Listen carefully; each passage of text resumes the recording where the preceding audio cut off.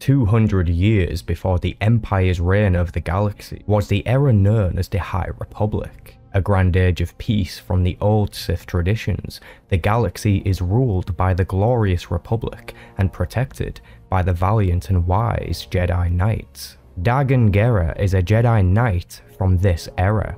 We don't know which year he was born, and his species has yet to be confirmed. However, it's suspected he is either Ichani or perhaps Umbaran, as he strikes a similar resemblance to other members of those species. Dagan was an infamous Jedi Knight who was known by many within the Jedi Order. His combat prowess and force power were a force to be reckoned with. Dagan was competent with a double-bladed lightsaber, a single-blade lightsaber, and even dual-wielding lightsabers. Not many Jedi possessed this level of skill with a lightsaber. Dagan was also capable of many forms of telekinesis, as per the usual Jedi trait. However, he was also able to manipulate his opponent's mind, bringing their fears to life. This type of ability is not something your traditional Jedi would use, so it begs the question of why did the Jedi Council allow Dagan to learn such a technique? Did the Jedi Council even know?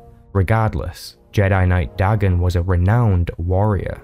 He would even achieve more fame after his lengthy battle with a Gendai warrior named Revis. Revis's species were able to rapidly regenerate their limbs and organs, so defeating one is no easy task. They are even said to live for hundreds of years.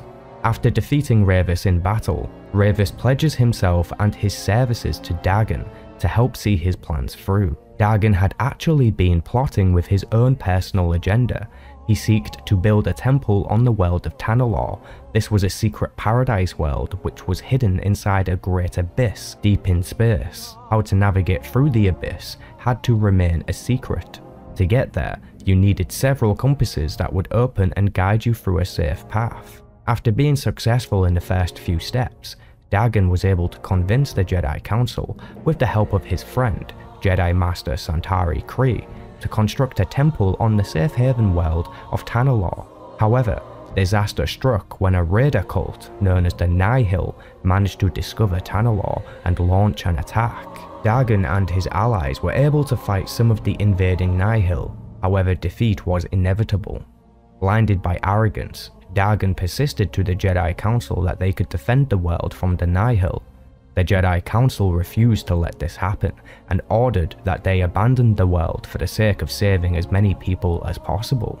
Forced to return home, Dagan seeks out Santari Khri so he may obtain the compass to return to Tanalorr. Despite the Council's orders, Santari Khri refuses to help Dagan with this and even summons her lightsaber. When Dagan attempts to take the tuner device, Master Khri strikes out and removes his right arm with her lightsaber. Dagan falls to the floor unconscious. Santari Khri calls for a medical droid and Bacta tank to be prepared. Normally, a visit to the Bacta tank takes no more than a week or two for severe injuries. Unfortunately for Dagan, while he was incarcerated in the tank, the temple they were currently located was attacked. Dagan was left to float in the Bacta tank, unknowing of the world around him for the next 200 years. The Gendai who now served Dagan, Revis, had been captured by the Jedi shortly after Dagan's capture. The Jedi refused to give Revis a warrior's death. Instead, they chose to imprison him. Due to his species' long-lasting life, Revis was held in prison, similar to Dagan, for the next 200 years. When Order 66 came down and the Jedi Order was destroyed, many prisoners escaped the Jedi's incarceration, including Revis. After Revis escapes, he establishes himself as the leader of a group known as the Bedlam Raiders. The Jedi survivor Cal Kestis investigates the happenings of this group and stumbles across the High Republic Jedi ruins. This is the place where Dagan had been trapped inside a Bacta tank. Cal Kestis finds Dagan and connects with him through the Force.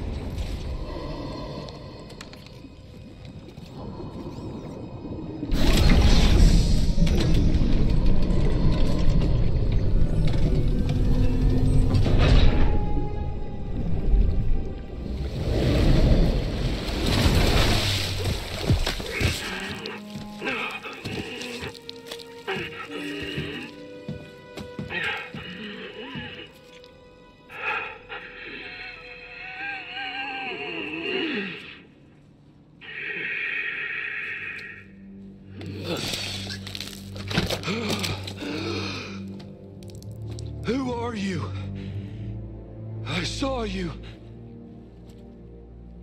I'm Cal. Cal Kestis. And you must be Dagan Gera.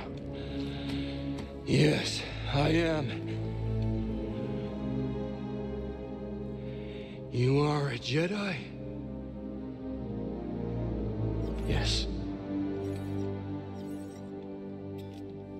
But things have changed since you've been gone.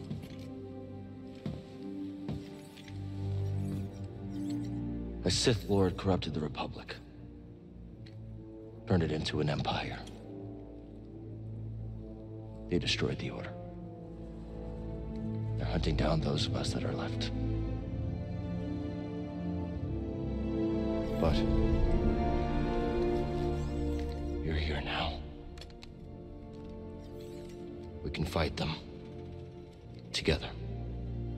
Dagan senses Cal's presence and asks him to release him. Cal obliges the request and he updates Dagan on the Jedi Order being gone and other events in the galaxy. However, Dagan had now a sour taste in his mouth, left by the Jedi Council and Santari Kree's betrayal. Rather than seeking to adhere the Jedi Code, Dagan chooses to bleed his lightsaber crystal right in front of Cal. His Kyber crystal is bled to an orange colour. It used to be a bright sentinel yellow. Dagan did not choose to ally himself with Cal Kestis, and instead the two of them duelled. Despite the loss of his right arm, Dagan was more than a worthy opponent. He was able to use the Force as though his arm still remained. After their short bout, Ravis shows up to help free Dagan. He's able to escape and gather himself with his true allies. Together, Ravis and Dagan planned on returning to Tanalorr using the compasses, which were currently hidden across a few worlds. When they returned to Tanalorr, Dagan intended on restarting the temple and taking on new disciples who would train the Bedlam Raiders. Over time, they would nourish their strength and strike out at the galaxy. However, Cal Kestis also seeked these compasses, and so a race to each one had begun. Eventually, Dagan faced Cal Kestis for a final time in an epic duel. Despite Dagan's immense power and combat skill, he was defeated and killed. He had become blinded by his obsession of the world Tanalorr. The dark side took over his soul. Cal Kestis put him to rest. Why Dagan was so obsessed with the world is something we don't know entirely. I half suspect that Tanalorr has more to offer, and we are yet to find out what it is. Perhaps an ancient superweapon lies beneath, or perhaps the remnants of the Nihil remain. Would you like to see more videos based on the High Republic? Let me know in the comments. Thanks for watching, and may the Force be with you.